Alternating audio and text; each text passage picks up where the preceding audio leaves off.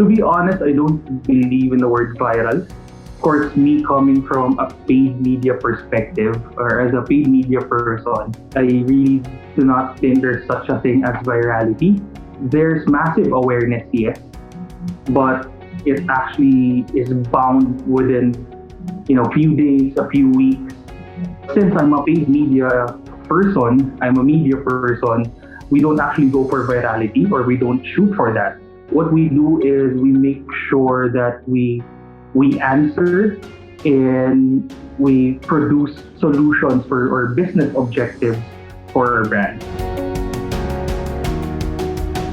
Most, but not really. Organic cannot be dead, but right now the organic rate is so small that we're actually forced to do paid media.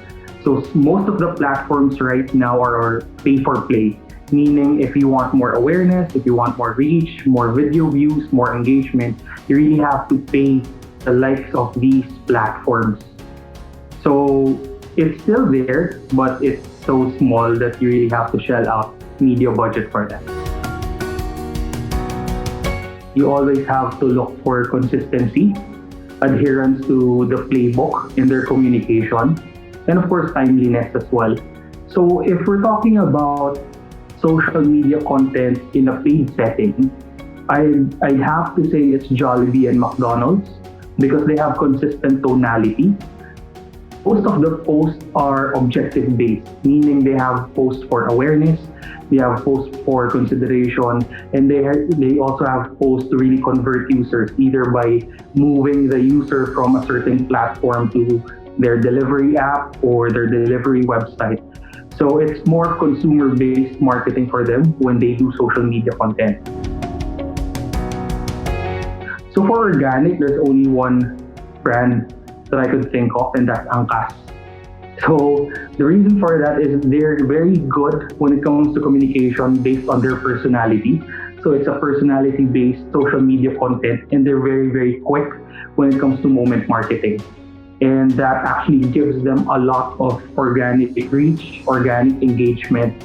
And for them, basically, there's no need to do paid media because they were able to be one of the best in class when it comes to social. You have to identify your objectives. You have to identify what you want out of your social media content. So once you identify your objectives or KPI, then you create your strategy based on those. So if you're just looking for awareness, you have to create a strategy based on that.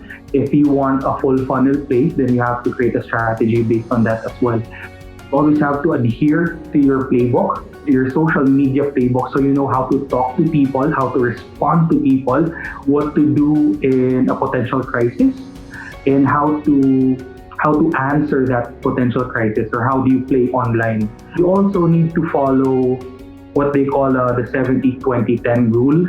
Some platforms refer to it as a pitch, play, plunge, or immediate, interactive, immersive. So these are types of content that you can use online depending on your target market, depending on your objective as well.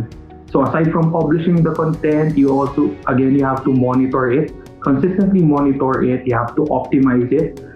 Monitoring is very, very good, especially on social, so that you can spot problems and you can avert problems as well.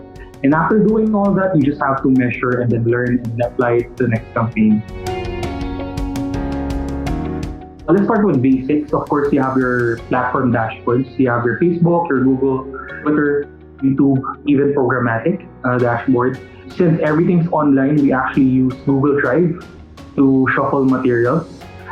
We also have a social data intelligence partner. So we have TalkWalker. So we use that for monitoring social media intelligence, for social media scans. For community management, we have Salesforce. For non-creative teams or non-creative groups, for social media, we actually use like the Canvas, Lightroom to be able to do that quick edit. Because quickness is key if you want to do MOMA or moment marketing online.